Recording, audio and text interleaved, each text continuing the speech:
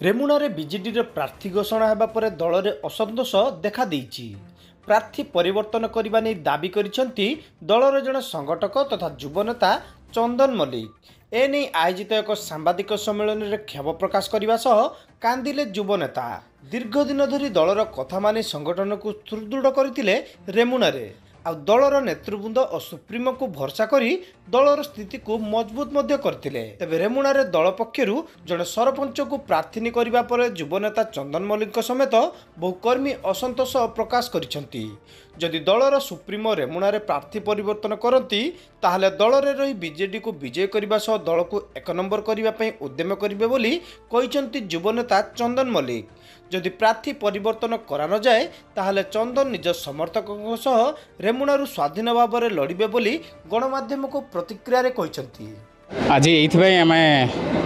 সমস্ত মোর যেতি অনেক শুভেচ্ছু এবং কর্মকর্তাঙ্ক উপস্থিতিরে আমি আজ সাংবাদিক ভাই মানুষ আজ উপস্থিত করেছু এইথিপাই যে রেমুণা নির্বাচন মণ্ডলীরে যে প্রার্থী কি সেমানে বাছিছন্তি আমাকে বিনম্র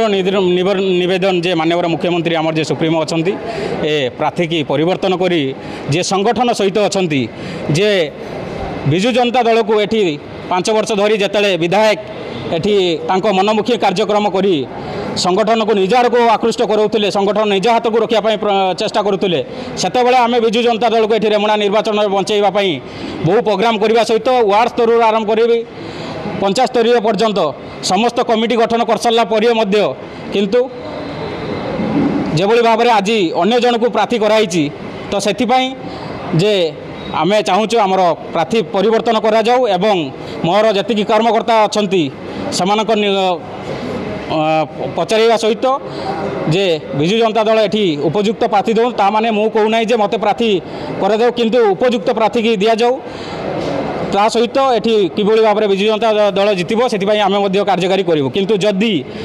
प्रार्थी परिवर्तन एटी न होचु निश्चित भाव में आम मोर कर्मकर्ता जिते सब अच्छा समस्त निष्पत्ति अनुसार आम स्वाधीन भाव में लड़बू एवं विजु जनता दल को ये निश्चित भाव में आम चाहूँ तो हरैया किंतु जदि प्रार्थी परिवर्तन न कराए निश्चित भाव में आम हरैया चेष्टा करूँ। उपयुक्त प्रार्थी किए क्या भावुँ आपण मैंने जानतु देखूँ जे मैंने संगठन करुँच जे मैंने दल सहित रही जे मैंने दीर्घ दिन धरी दल काम कर जहाँ दिखती किसी असुविधा ना किंतु जन को आणिकी जे लोक सहित किसी संपर्क ना ताकू आणिकी जदि आपण अन्य कर्मी मान मध्य नदी देवे निश्चित भाव में आम एटा ग्रहण करूँ जे कौन मत आम ग्रहण करूँ ना सरपंच तो भी किसी संगठन ना ना ना शुणु दीर्घ आज की 3 दिन होगा प्रार्थी घोषणा हबार जदि से दल को संगठित करने चाहूँगी किंतु आज पर्यंत थे जे मैंने अच्छा कर्मकर्ता अच्छा जे मैंने आशायी कर्म थे सहित कौन थे भी आलोचना कर कौन माने कथा नहीं जदि जड़े भी जर पाई ना तो निश्चित भाव में कर्तव्य हो जे आसिकी सहित मिसिकी केमती आगामी दिन ना एत तुम गर्व